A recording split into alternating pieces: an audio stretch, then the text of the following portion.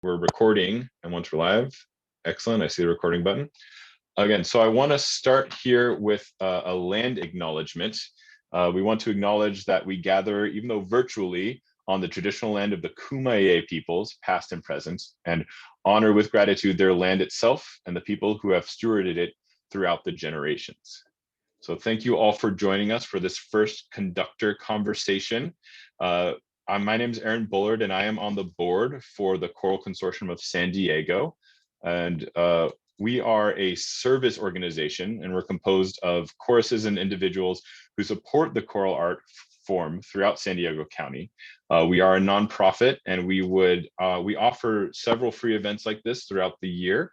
And if you feel so inclined, we'd love to have you donate to support our efforts and other musical events like this throughout the year.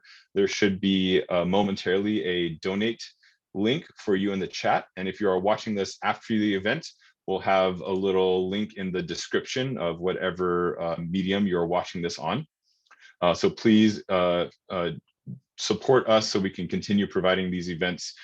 This one in particular, we're excited about because we want to make sure you all can get to know the community choirs that are going on throughout San Diego and get to know the people leading them and see if you're interested in participating and kind of just grow the reputation of everyone we are participating with and serving with here in San Diego. So I wanted to introduce today for you all Dr. Emilie Amrein, as well as Matthew Ignacio. And I'll have Emilie, you go first. If you could just tell us your name, your pronouns, and a little bit about the choirs you participate in. Thank you. My name is Emilie Amrein, and you can call me Emily. And my pronouns are she, they. I am the Director of Choral Studies at the University of San Diego, Associate Professor of Music. I am Co-Artistic Director of Common Ground Voices La Frontera, which is a cross-border music and peace building project, and I am an executive producer of the Choral Commons. And hi everybody, my name is Matt Ignacio, well Matthew, but you could call me Matt. I am he, him, and I am the director of the Tremble Clefs. We are a singing therapy group for people with Parkinson's and our caregivers. And I also am the music director at St. John of the Cross Church in Lemon Grove. Excellent, thank you so much. And so we'll be going back and forth with you guys for questions.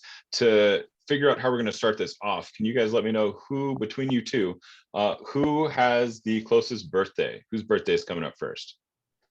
I'm in June. Mine passed, it was December.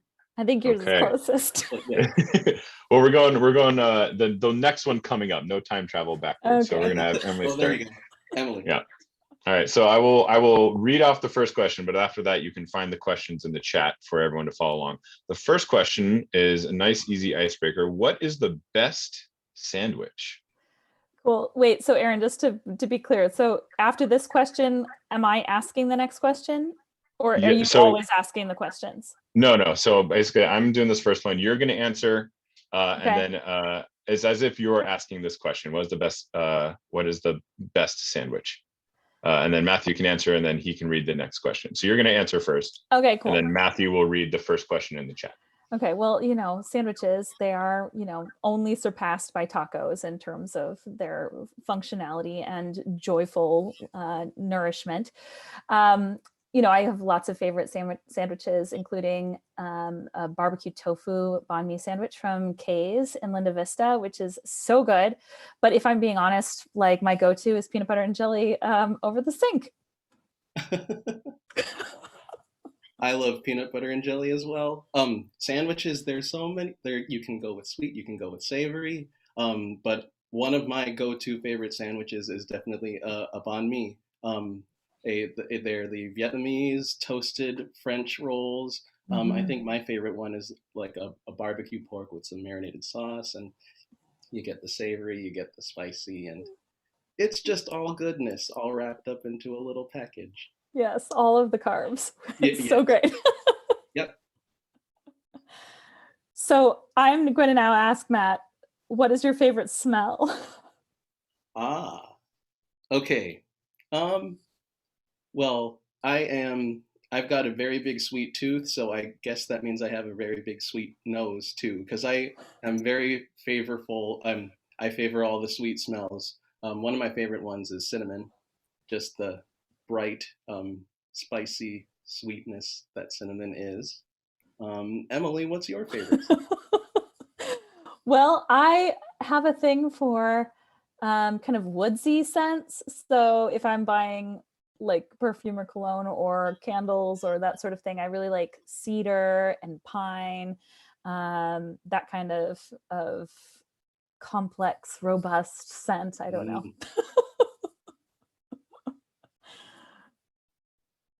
All right, this question is for Emily.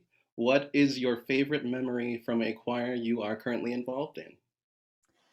Well, I was just thinking about this as the memory was sort of triggered by a friend, and so Common Ground Voices La Frontera is one of my projects that is so close to my heart, and it's so hard to imagine that we've been separated for so long. Although I suppose the kind of experience of separation is part of the project, right? Because it is this cross-border musical and like relationship building encounter across difference, across language, across nationality and ethnicity.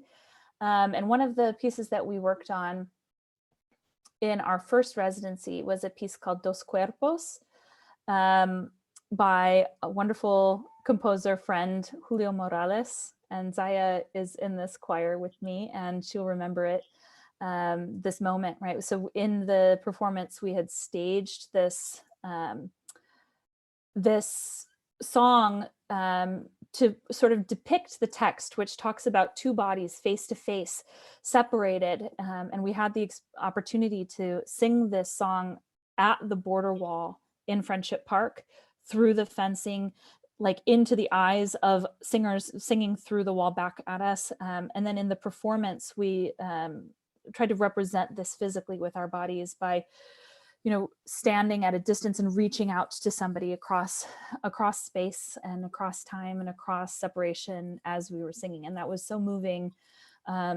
in performance. It was one of like the most moving memories I have, I think, of a choral performance ever. So that's what kind of comes to mind when I think about favorite memory, although of course there are so many, and so many memories just have to do with the actually just being in the same room and singing with other human beings. But Matt, what's your favorite memory? Oh, yes, definitely with being with all of our members. One of my favorite performance memories with the Tremble Clefs. So the Tremble Clefs were actually three San Diego County groups. We have one that's based in Mission Valley, one that's based in Rancho Bernardo, and one that's based in Encinitas. And every now and then, when we were able to perform, and hopefully that can happen sometime soon, we we would combine our groups to perform and as a form of outreach. A lot of times we would perform for senior homes. One of our favorite places and people to perform for are the veterans at the Veterans Village of San Diego. And just one of my favorite memories is for one of our holiday programs. Feliz Navidad is definitely a favorite holiday time song to perform.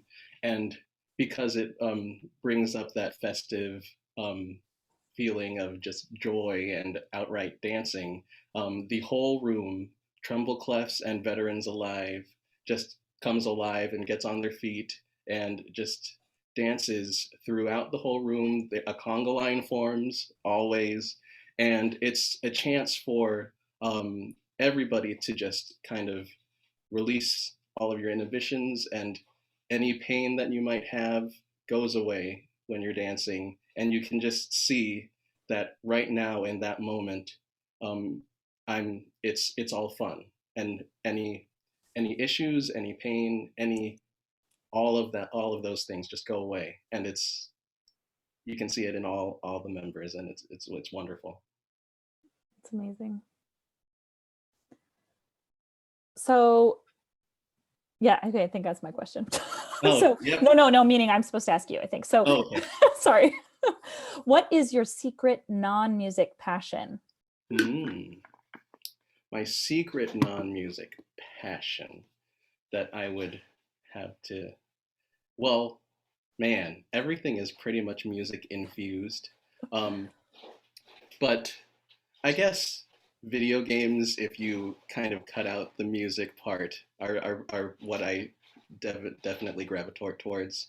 Um, and yes, I really, me and my wife have been going out on nature walks now that everything's been, now that the outside is open. And just experiencing all that is out there has been pretty much driving without music. It's been a nice way of just experiencing and taking in nature and everything. Right. What's your secret non-music? Well, it's not so secret. I mean, I don't know. You know, I have too many books. So books are a passion, and the purchasing of books that like I haven't read or possibly won't read, that's like kind of a thing. Like my 8-year-old comes in regularly with the mail and he says, "Oh, look, it's another book that you're not going to read." So I do love books. I like the idea of books also. Yeah, just the idea. Like learning by osmosis. Yes. It's impressive, I think, to see. My wife's the exact same way. Just to see a layout of books. Right, all organized and in interesting fashion. I'm reminded of the movie High Fidelity. I don't know if anybody's seen it, but it has John Cusack in it, and it talks about, you know, this young guy who works in a record shop, and he's just like obsessed with music, and he's like reorganizing his record collection at home, and the friend comes over and says, "How are you organizing your records? Is it like by alphabet or is it by like chronology?" And he says, "No, it's by relationship." And it was just like such a great thing, right? Like how to organize our Yes. our collections of just things. the organization of it. Yes, exactly. So, oh yeah, sorry. Oh yes, this question's for you. What is your favorite San Diego venue to perform in? Oh gosh. In what venue? I mean, the first venue that comes to mind that I love so much is Bread and Salt down in Barrio Logan. And I love the aesthetic of kind of the warehouse space. It feels like a playground for art making. And so I love the exposed brick and kind of the industrial feeling of that space, the high ceilings, the exposed ductwork. And it feels like there is this kind of potential energy there, where I think also just because it is like a functional studio space for so many artists, and it's like an art and community hub in Barrio Logan, that I just feel like it has an energy that feels very you know, activating, like come to Barrio Logan, come to Bread and Salt and be in that space, and you're just going to like become creative, right? That's one of my favorite venues. How about you, Matt? What's your favorite San Diego venue? One of mine, well, during the holidays, I sing with the Tinseltone Carolers. We're a branch from a company that began in Hollywood. And one of our regular performance venues in San Diego is the Hotel Del. And just singing Christmas carolers and strolling on a very lovely San Diego touristy place, but with all the history, and just seeing ice skaters out on the beach and hearing all those sounds, but bringing that Christmas spirit to a very iconic San Diego place is just, it feels kind of, it's that juxtaposition of everything, but it feels amazing to plug those things together. It's so cinematic. Being at the Dell, it feels like you're transported in time. Yes. For choirs, I think our favorite, Tremble Clefs down pat, our favorite venue to perform for is the Veterans Village, because of the people, and because of, we just know that whatever happens in our performance room is gonna be it's a battle of energy both ways, from performers and the audience. I love like the electricity of a performance in that kind of context, right? Like I was also thinking about when you were talking about that, singing with Voices of Our City Choir, and to bring students down there to I can't remember the name of the church, but it's like right there in East Village. It's like so great to just be singing this full-throated, joyful expression of humanity, like in community, is amazing. So okay, so what, Matt, is your best purchase made for under $100? Well, one of my favorite stores growing up was the 99-cent store.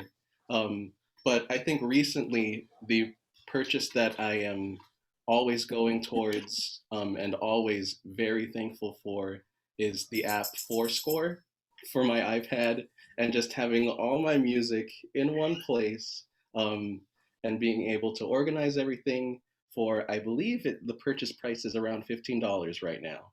So that is for sure the best purchase under $100, I think, right now. This guy doesn't really cost. It costs a lot more than that.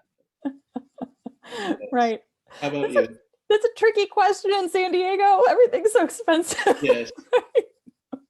I can think of lots of things that are so stabilizing in my life, shall we say. I am a big fan of the oat milk latte, like very much under $100, but pricier than your whole cow's milk latte, but really like a life-changing cup of coffee. Yeah, I mean, honestly, coffee, alcohol, both, I think they're excellent, especially in COVID. So wonderful. Oh, I got that question. The app that I use on my iPad is called Fourscore, and you're able to just flip through all your sheet music. FOR score SCORE, and it's very helpful. I recommend it. 5 stars. Yep. It's great. So whose question is this? I can't even remember. I think I'm asking you this. Okay. Emily, what's the first thing you are going to do post-COVID? Oh gosh. Well, Zaya is on the call. So like the first thing I'm going to be doing is driving across the border or walking, and I'm going to go see Zaya in Tijuana. So that's my plan. Beautiful. What about you? I think hugging is one of the first things. So good. I'm not really, I mean, I'm a person that goes straight for the hug, and just that alone is something, having not hugged for a whole year. I know, that was like a wave, like that's a great answer. It's been so hard, the lack of kind of physical contact with with strangers, especially, like, yeah, right. And theater, going to see live performances, live music, live actors has been a big part of my life before, and just to keep that alive again, that's truly missed right now. Right. That's great. Okay, so Matt, who or what inspired you to pursue music? I think my love of music, well, I began singing as just a little one, just singing in general. Singing runs a lot in Filipino families in general. We like to perform for each other. But what really cultivated all that was going to SCPA, the San Diego School of Creative and Performing Arts. I was there from grade 6th through 12th. And this was back before everyone now has to choose an arts major. Back then, we kind of delved into each and every art that we could. One of my electives just happened to be choir.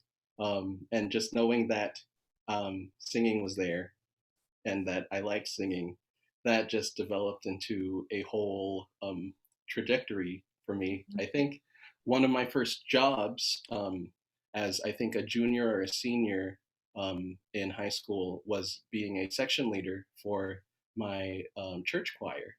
and kind of mapping that in showed me how much music there is and how that can actually be something to do.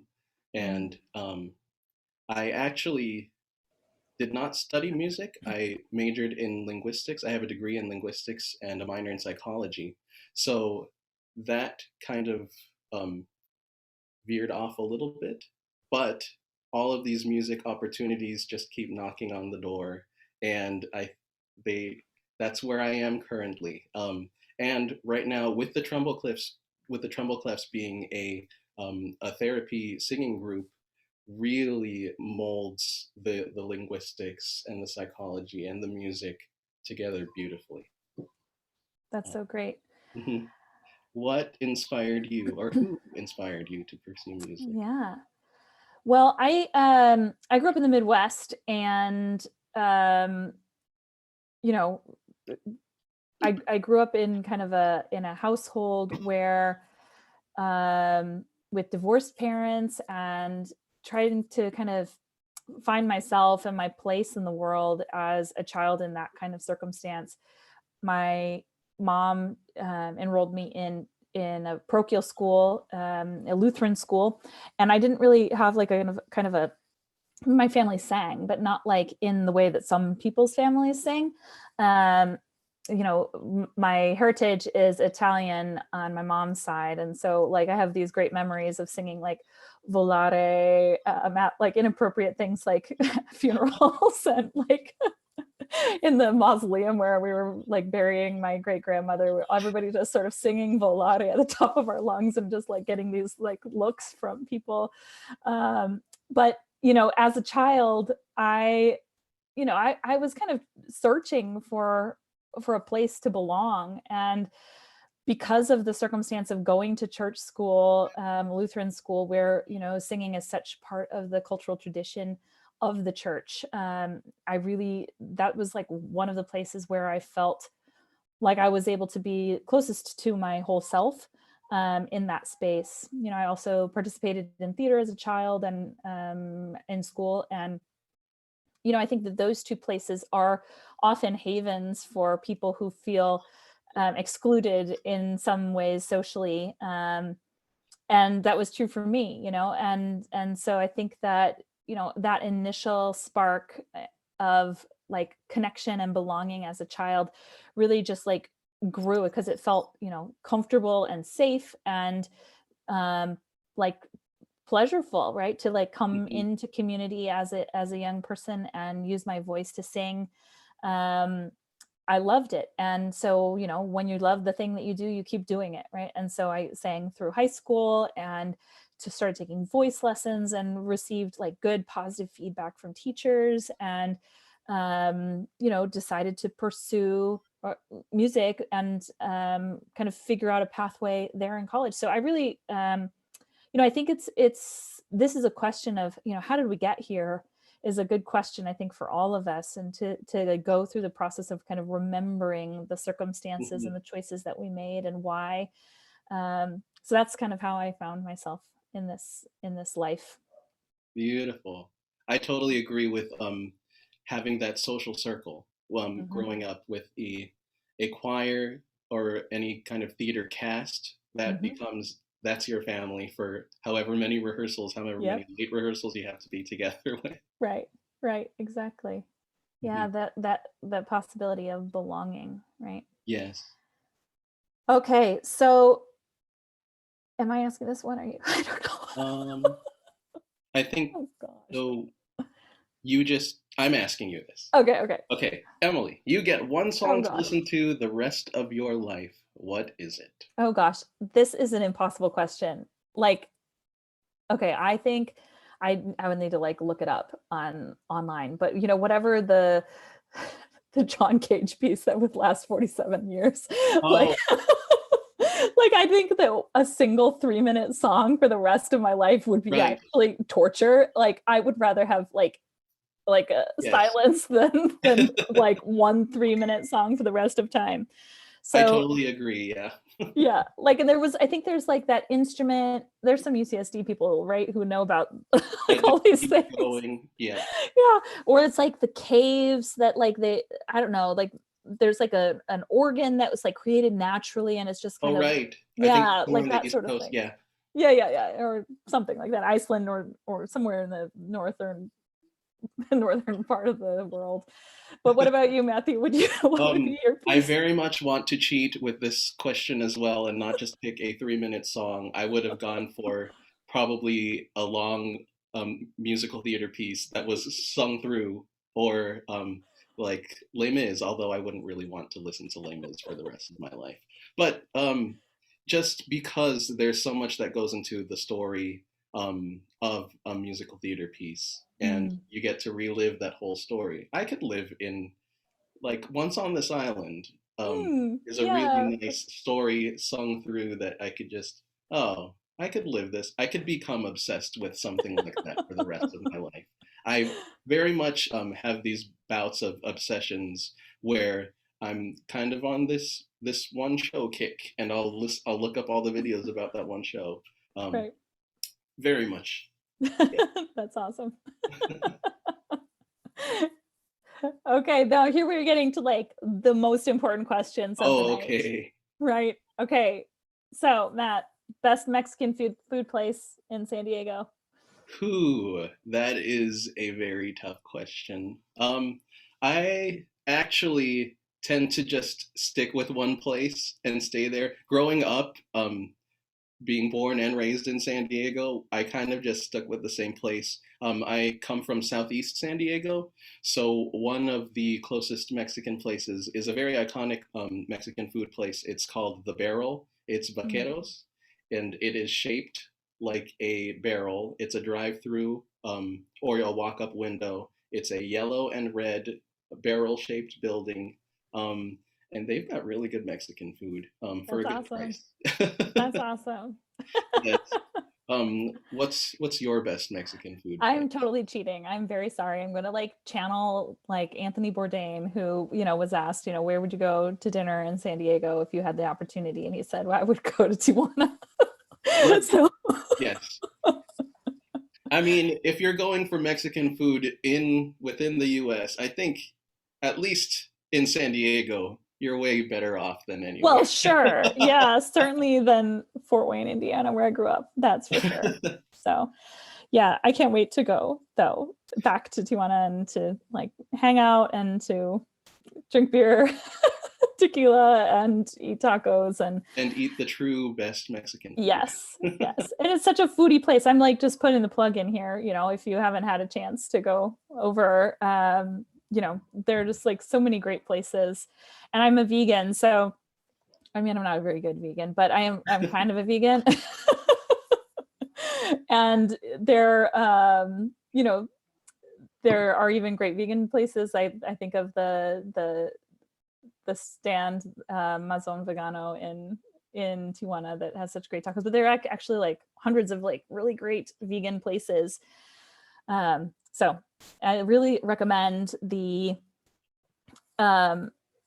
vegan Baja tacos that use like cauliflower fried instead of Oh, fish.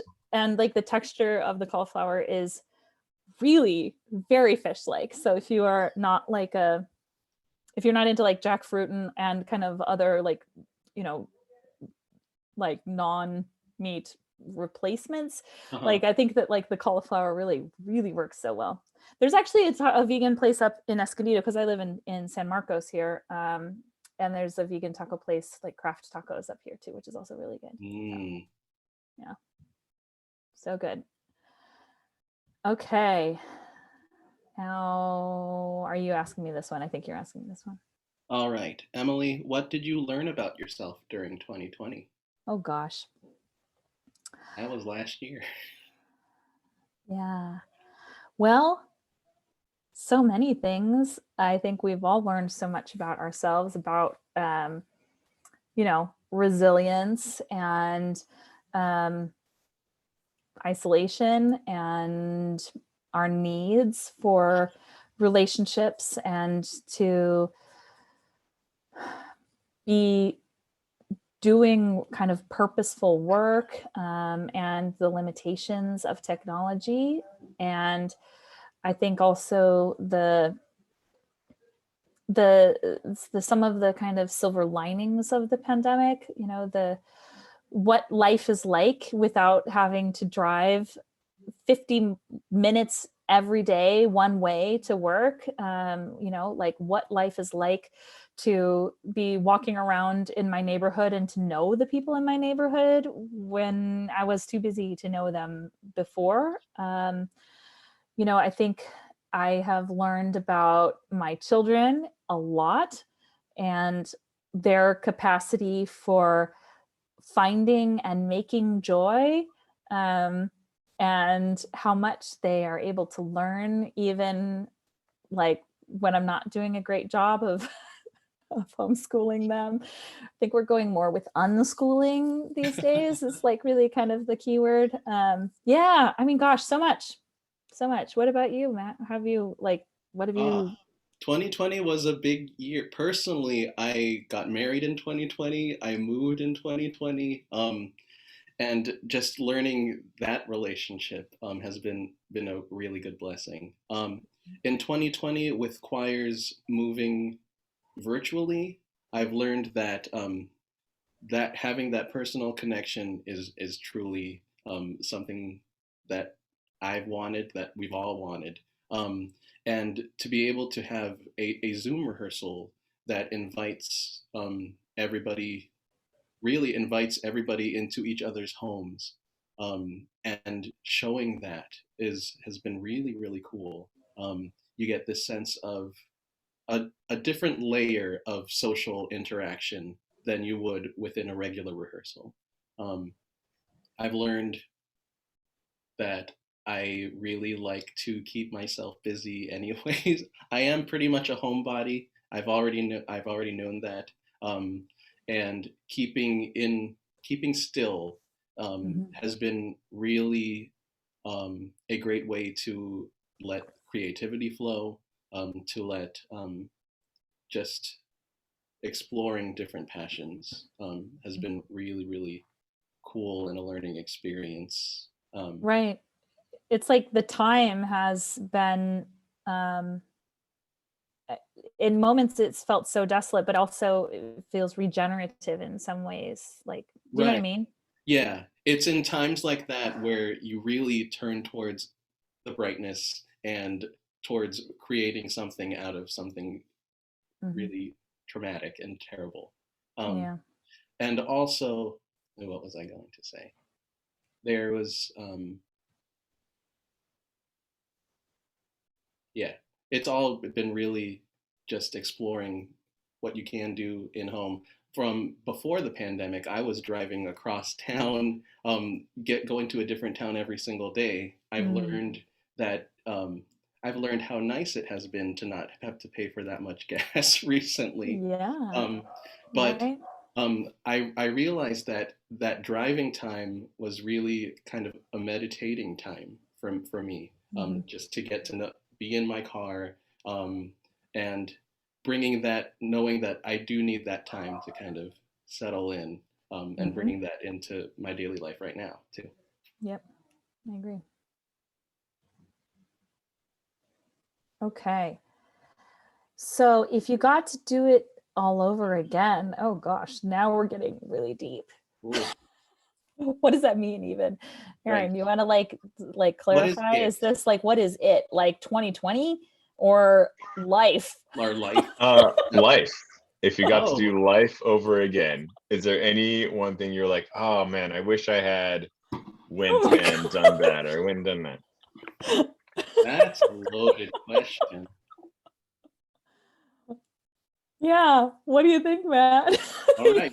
If I got to do life over again, um, well, I'm still a very quiet person. If I had to do life over again, I would think just be more brave in things. Just try out more things. When Before settling and finding paths, just really truly explore what everything the world has to offer. Hmm. Um, But knowing that, I'm really grateful for all the things that did happen and for the things I have done. Um, and yes, it's a very, I don't really want to change much. I'm really Right. happy. Yes. I would really like to maybe do over last year, and maybe if we could all do over that last year, I'd be pretty happy. Yeah. Yeah. Yeah. For me, I think, you know, I am now really like in middle age for real. And one of the things that I have recognized from my arrival at this point in my life is how I rushed a lot of things, trying to get to the next thing. And I really, if I were going to like tell myself, like, I don't know, like, how can you, if you could do it all over again? Well, we can't really, but obviously. So if I could tell myself, the younger version of myself, like some advice, I guess, maybe I would say, Yeah. like, don't rush so much. Like, don't try to be an adult sooner than you need to be. Don't worry so much about how people perceive you and like be so consumed by it. Try to be more present in the moment and enjoy all of the phases of life rather than kind of like thinking in, high school about what kind of college you're going to get into, and in college what are you going to do after with your career, and in your graduate school what are you going to do for your dissertation, and after that what are you going to do for your job, and how are you going to like find a path that like allows you to have impact in the field, and like how can you build projects that are meaningful and beautiful, and how can you shift the conversation in the field, like all of these sort of like rushing ahead questions. I think I would try to tell myself to kind of take it slowly, to like just allow time to pass without pushing ahead. That's, I guess, what I would tell myself. And I really do wish that I had like maybe, broken a few more rules, or like wasn't so worried about like the next thing, and what, like, I wish I had more fun, I guess, as a child in particular, rather than like always being good and doing the Mhm. right thing and like never breaking a rule, and like getting straight A's and all of that. Like I wish I had like gone out and like socialized and like, I don't know, done all of the things that other kids did that I thought that were reckless and like impulsive and irresponsible. I wish I had done some of that. So Yes. Along the same lines, yeah, straight A's, APs, with all the extracurricular activities too. yeah. Just, I guess, still do it, but change your awareness of everything and kind of Yeah. really appreciate and don't take anything for granted. Right. I agree. All Okay. right. Emily, what's something you are looking to accomplish in the future? Oh my gosh, Aaron, like the pacing of these questions Right. is kind of funny. These are like the big, big. Whew, okay, let's see. It can be big or small. Something that I am looking to accomplish in the future. Well, I am very excited because I have the opportunity to serve my institution as department chair, coming up in the fall. And so I am looking forward to, you know, taking part in some conversations about who we are and what's important to us as a department, and like, being in the room where decisions happen about, like, for example, like the type of hires that we're going to make for faculty in the Wow. future, and I think that that's a big opportunity and exciting, to be able to kind of be part of those conversations, and in fact to be kind of leading the conversation in some ways. So I'm excited about that. What about you, Matt? Ah, well, now that I've found time I would really like to. I have it back in college. I was really into arranging for a cappella groups, and I would really like to accomplish getting back into arranging, composing, um, and I think as a vocalist recording or creating some kind of recorded production. And it's, yes, to have that kind of, that project to really show creativity and just show everything is really cool to look forward to. I can tell that you like have a lot more facility with the technology. Oh, I've learned a lot. That's something I've really learned in 2020 is just getting I've always really liked using technology for just kind of mixed media, multimedia presentation, everything, and it's been pretty fun now that we're forced to. Yep. Cool. All right, thanks guys so much. We've enjoyed having you here. I really appreciate you guys being the guinea pigs for this first in the series. So I want to open up, if you have a question, I didn't see any in the chat, but if you have a question for either or both, go ahead and unmute yourself and turn on your camera and let us know what you want to hear.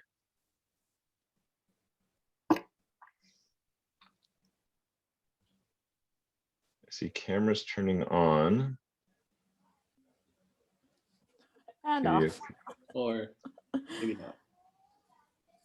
But that's all right. If we don't, maybe we don't have any questions. That's totally fine too. I have some questions. Great. Okay, cool. Okay, so Matt, how did you get into linguistics and psychology? Like tell me about that.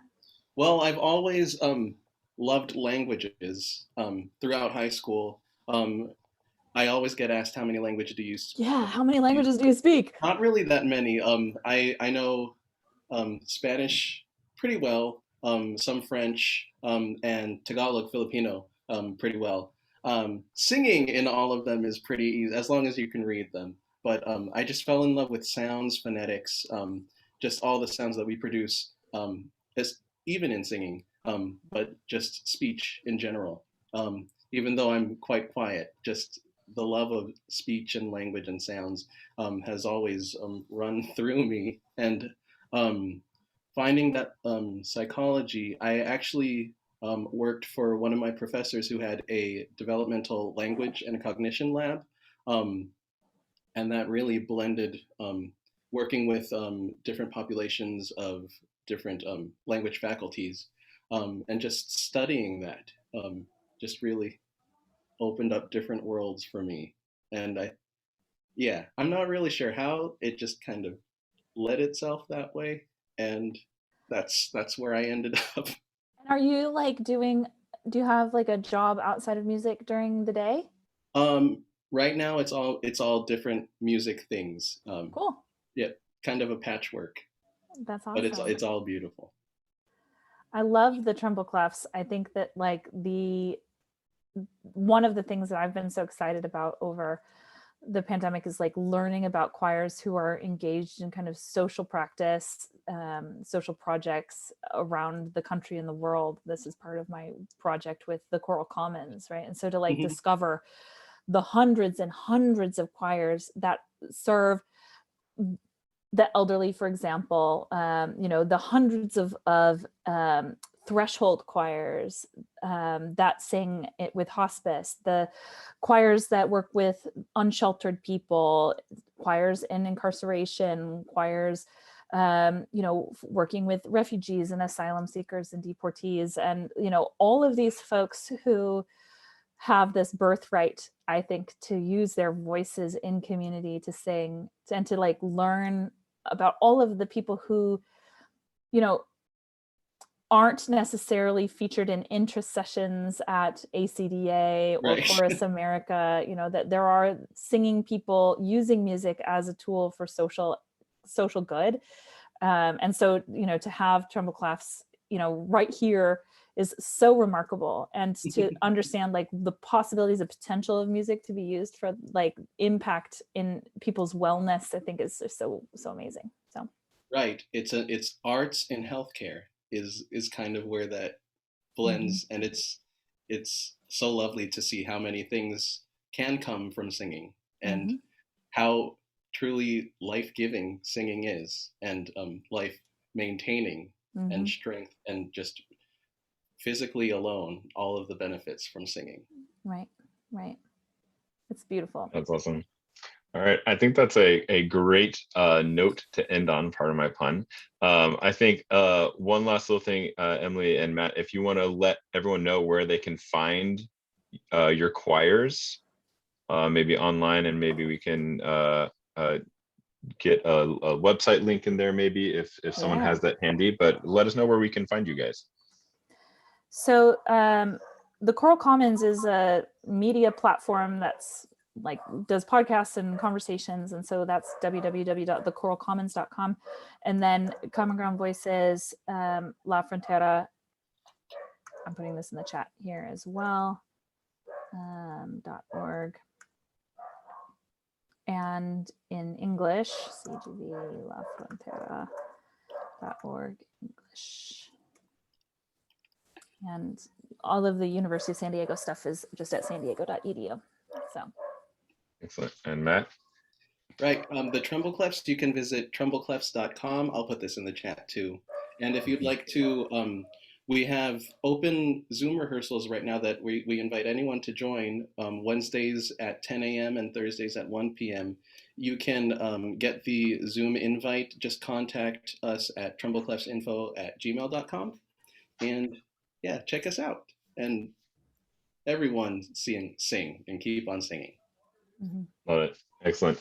All right. Again, thank you guys so much for joining us. We plan on this to be a monthly series, so keep an eye out for next month's information. We'll be looking to do it in the beginning of April. I also put my email in the chat. If you have any questions about this series or think you know someone that would really enjoy this, or maybe you want to volunteer someone on their behalf, I'm happy to accommodate that as well.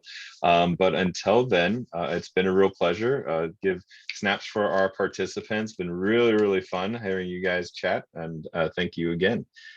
I think Thanks, of that, Aaron. Thank yeah, you, of Aaron. course. Thanks, Matt. Yes, it was very nice to intensely meet you. Yes, very intensely. I loved it.